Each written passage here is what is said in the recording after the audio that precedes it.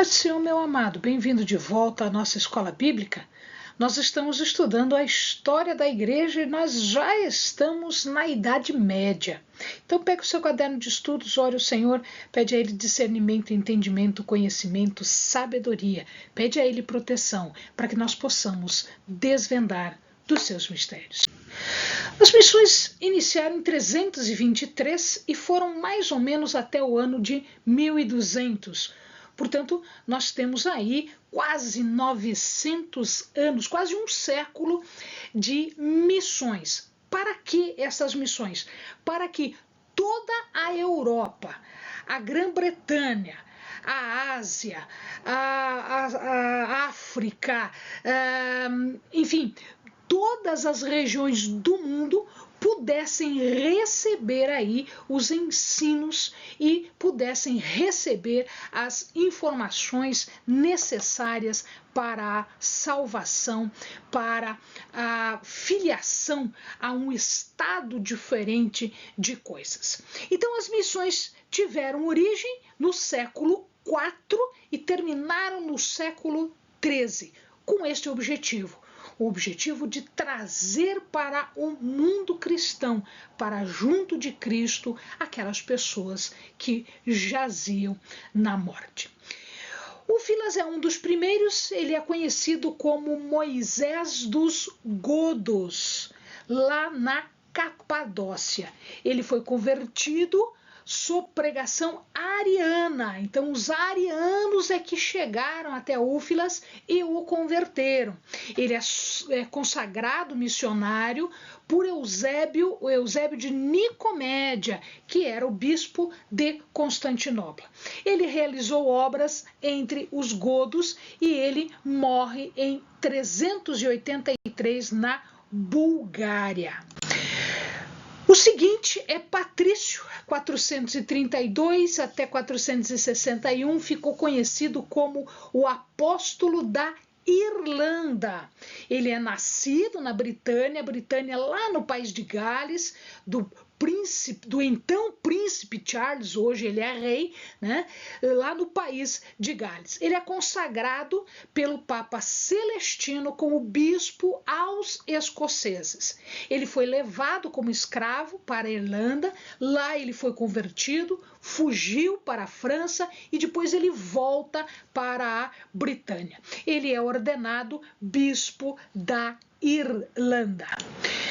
Columba, não confundir, nós temos um outro nome parecido com Columba. Este Columba, em 563 até 597, ele fez o seu ministério, ele exerceu o seu ministério na Escócia, mais especificamente num mosteiro, numa ilha chamada Iona. Neste seu trabalho, neste seu ministério, o próprio rei Bruce se converte em 565. Além dele, outros colegas também fizeram os seus ministérios em toda aquela região. Então, São Rudebento, na Bavária, por exemplo, Santo Elóquio na Bélgica, São Quiliano na Francônia e Wurzburgo e São Foranã na Bélgica também. Então, todos estes em regiões próximas. Aidano é um monge de Iona, da mesma região, e ele se estabelece num mosteiro, ele estabelece um mosteiro, né? Ele se estabelece na ilha e estabelece um mosteiro na ilha de Lindisfarne, em 635. Também espalhando a palavra de Deus, agora veja, Columbano, a gente já viu Columbo e agora Columbano. Columbano era um monge do mosteiro irlandês de Bangor e de São Galo. Ele trabalhou no continente, na França, na Burgúndia, na Suíça e no norte da Itália. Ele estabelece o mosteiro de Luxeuil, na Burgúndia, capital monástica da Gália. E ele estabelece o mosteiro de Bobbio, depois em 614. Agostinho 596, 604, foi para a Inglaterra. Gregório manda Agostinho para a Bretanha. Ele batiza o rei Eteoberto em 597, vai à França e é consagrado bispo. Na Bretanha, ele constrói a Igreja da Cantuária e ali ele foi consagrado arcebispo. Na Rússia, nós temos também missões, principalmente por Valdemiro I, que era um príncipe russo. Ele foi batizado em 988 e ele obriga os seus súditos a fazerem a mesma coisa que ele fez, a se batizarem. Na China, a igreja grega é que foi para lá na sede de Constantinopla, ela foi para lá.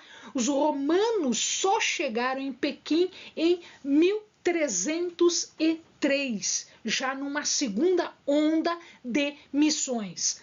Eles traduzem para a língua tártara a Bíblia e os escritos. Os mongóis são alcançados em 1368, quando eles extinguem o cristianismo naquela região.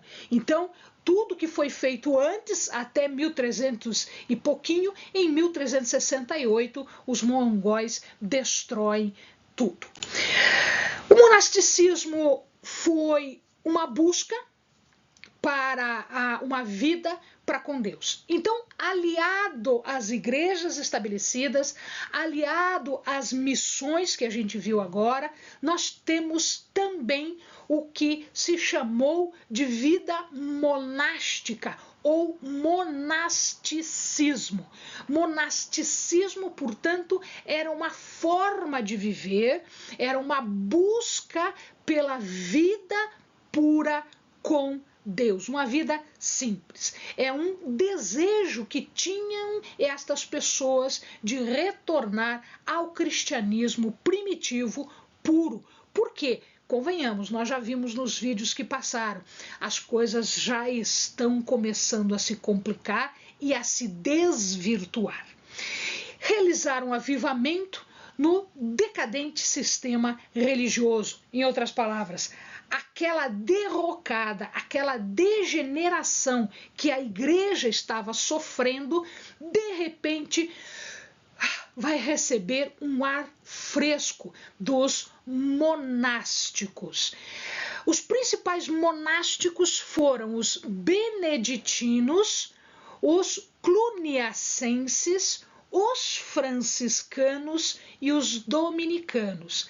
É óbvio que nós vamos encontrar muitos outros depois, e à medida em que nós vamos contando a história, nós vamos chamando aqui para a história alguns destes outros. Mas estes, os principais e os primeiros que viveram uma vida monástica, uma vida separada. Aqui nós vamos ver três deles. Este primeiro aqui é Antônio o Grande, que ficou conhecido como Santo Antão. Ele era um eremita e ele morre aos 105 anos. Este segundo aqui se chama Pacômio. Ele também era um eremita e é ele que vai estabelecer o primeiro mosteiro no Egito. Esse terceiro aqui é Atanásio, o Santo Atanásio. Nós falamos dele nas perseguições e nas heresias. Nós acabamos falando que ele foi exilado um monte de vezes, ele retornou, voltou, ou seja, a vida dele foi bem atribulada. Foi ele que introduziu o monasticismo no Ocidente. Junto com ele, ainda no Ocidente, nós temos mais três deles. Este aqui é Jerônimo, este aqui é Agostinho, esse aqui é Agostinho e este aqui é Ambrósio. Então, este Jerônimo, este é Agostinho e este é Ambrósio. E eles três estavam trabalhando no Ocidente e e eles promoveram, eles fizeram bastante empenho para que o monasticismo se desenvolvesse no Ocidente.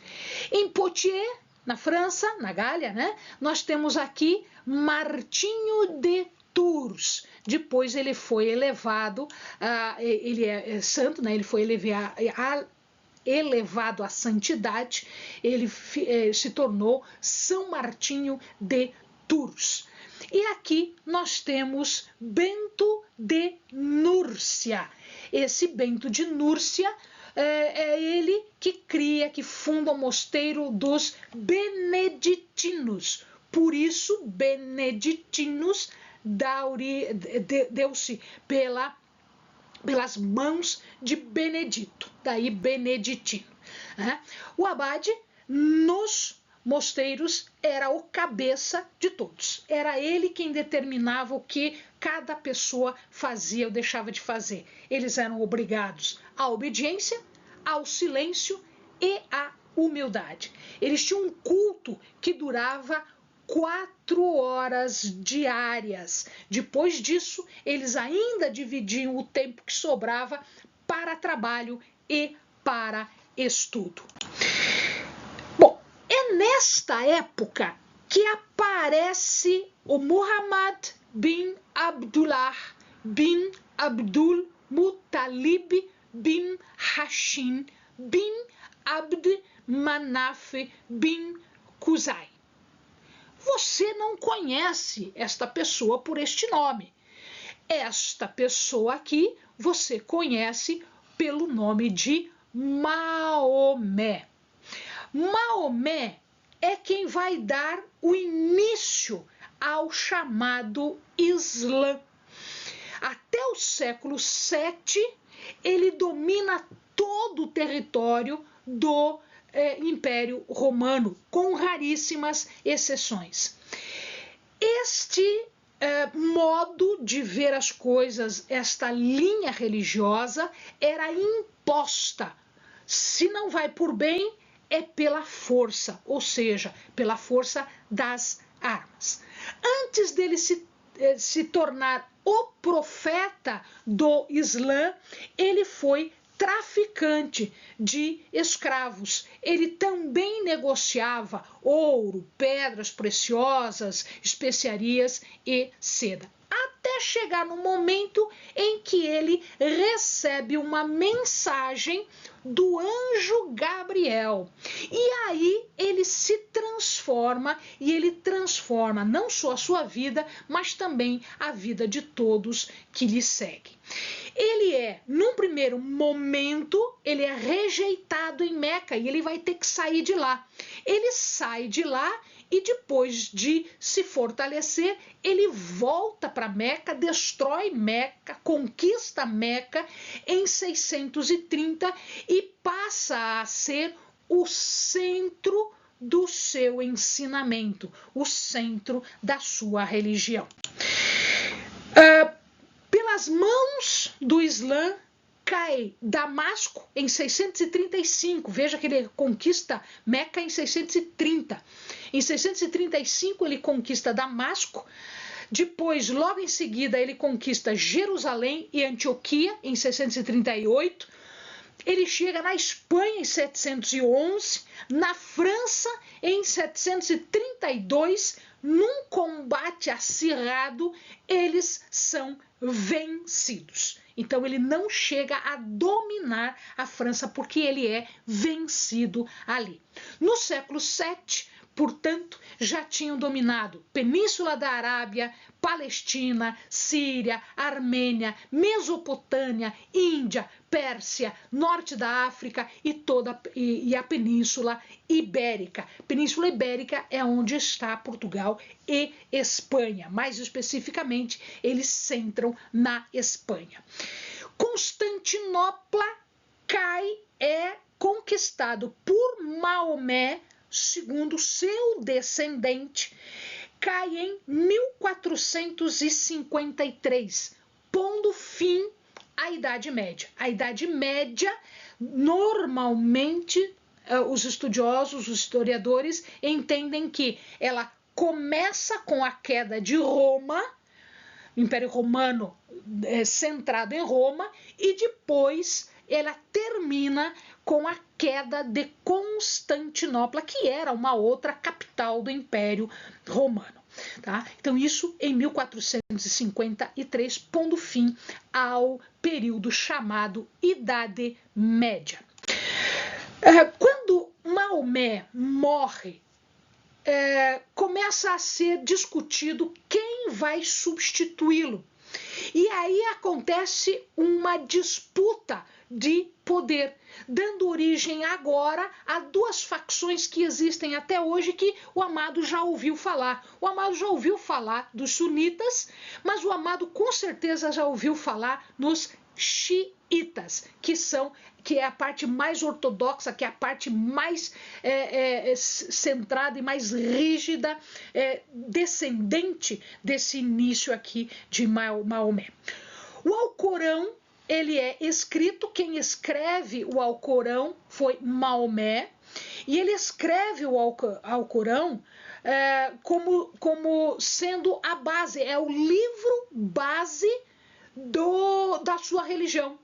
O Alcorão é o livro da religião de Maomé. E aqui no Alcorão nós vamos encontrar um Deus que não é amoroso, que não é gracioso, ele não age por amor nem por graça. Em nenhum momento, Maomé apresenta Deus como pai.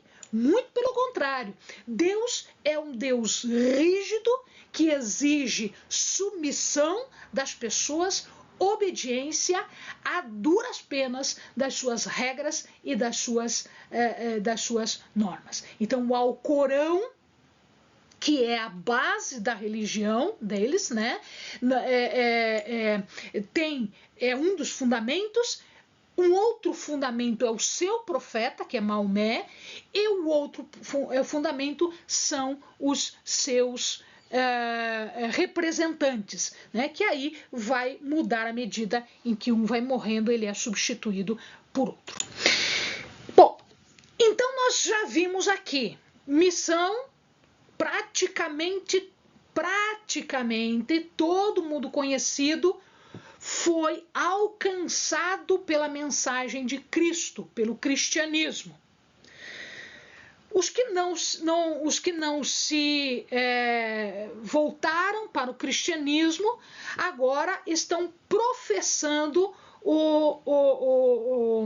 uma outra religião, que são os muçulmanos, a partir de Maomé. E vimos que existia um grupo que era um grupo de mosteiros, que vai ser super importante daqui para frente, Quando está no final da Idade Média para frente é que nós vamos ver a importância destes mosteiros. Pois muito bem, entre 732 até 800, nós temos o poder do papado, ele está sendo assentado ainda, como nós vimos no outro vídeo. A partir de Clovis está aqui, ó, esse é Clovis. A partir de Clovis, existe uma relação, começa a se formar uma relação bastante íntima entre os franceses, os francos, que depois vão dar origem aos franceses, e a igreja. Portanto, os francos são os protetores do cristianismo. Equivale a dizer que os francos foram os primeiros protetores do papado.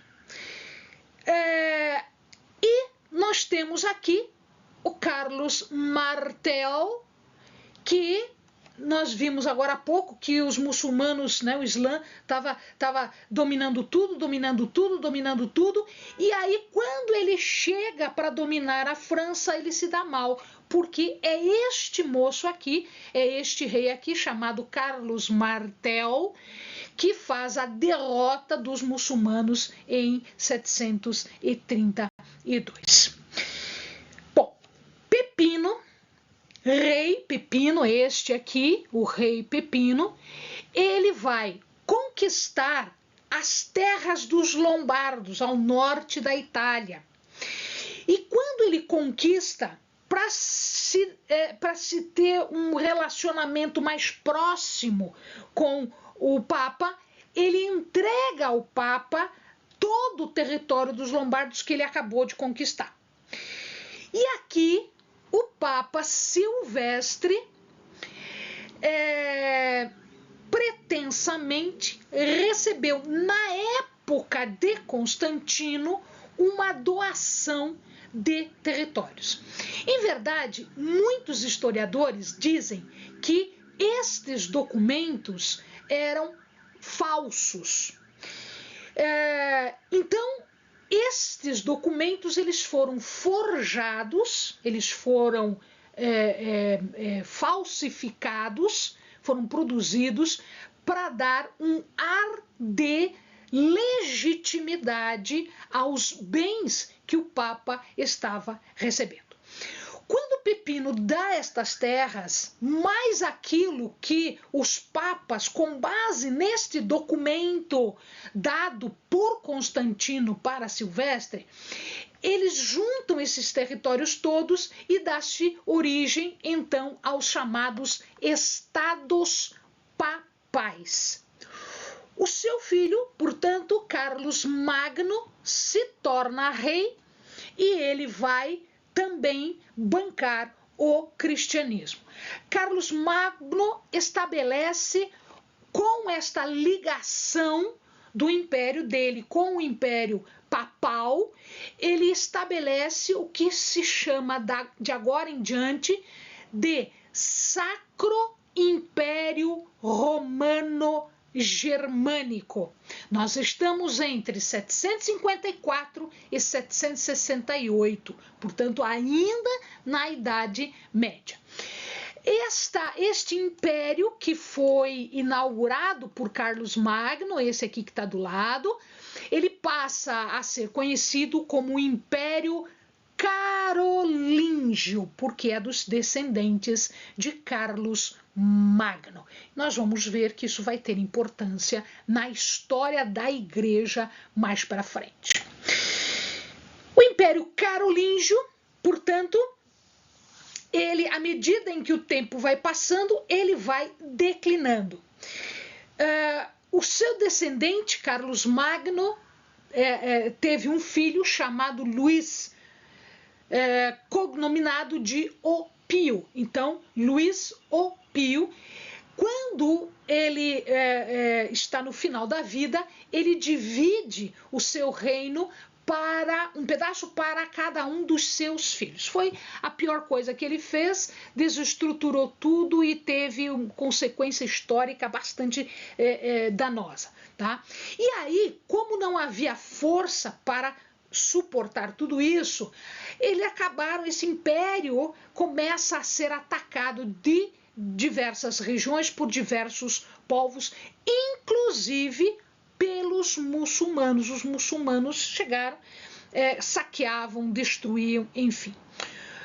Os mosteiros, as igrejas, passam a pertencer aos nobres do local. Então, como o Sacro Império desaparece, os nobres do local tomam autoridade e eles passam a ter. E o papado acaba por se tornar independente, né? E recorrem-se ao Papa como fonte de legitimação política e da autoridade dos reis. Então o papado começa a se tornar, como nós vimos que ia acontecer, ele começa a se tornar cada vez mais forte. Então inicia aqui através de Pipino, através de Carlos Magno. Amém, amados? Bons estudos.